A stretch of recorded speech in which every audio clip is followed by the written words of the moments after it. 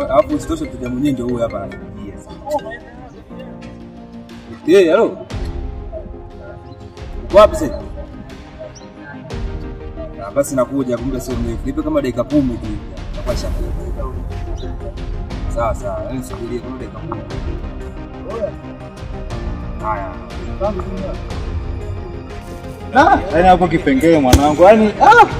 Yaani kipengele cha hatari maana ukiwaza yani kuingiza hela leo sasa sikutaingizaje. Na ndio hivyo jamaa shaziko. Leo. Yaani ungejua bora tu hata usinge mwazima kwa kweli. Jamaa shakuchomesha. Alikuwa unamjua kabla? Amjua amemaliza hapo ile mshikaji. Sio kumaliza hapa sio la kumwamini. Wai? Mpaka sasa hivi naelekea saa 12 hajarudi yani hapa sielewi nafanyaje.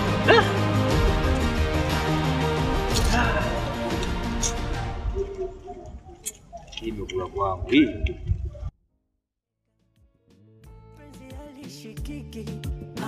Linavyotetemesha situfunge muziki nikonyeshe jinsi ninavyocheza mina mapost na mimi mapost na mimi mina mapost na mimi mapost na mimi mina mapost na mimi mapost na mimi mina mapost na mimi mapost na mimi mina mapost na mimi mapost na mimi mina mapost na mimi mapost na mimi.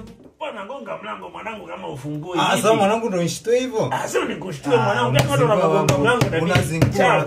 Unataka uwe kistaarabu bwana. Shari. Kama kaa. Shari yangu. Shega kabisa. Naona unakula zako nini mziki?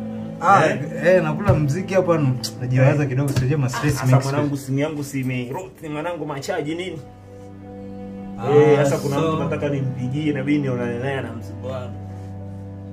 Nini hiyo michapo tu ma email inaingia. Short simu siwezi kuongea sasa hivi maana kuna wateja kadhaa watano hivi. Wa post na bibi.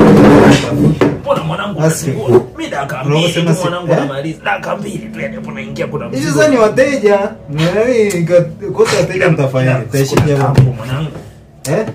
Nini? Tambo PC mwanangu. Mimi naingia email tu mwanangu dakika. Sema sasa hivi situmii. Maana nimekuja hapa nimekuta umefunga nini?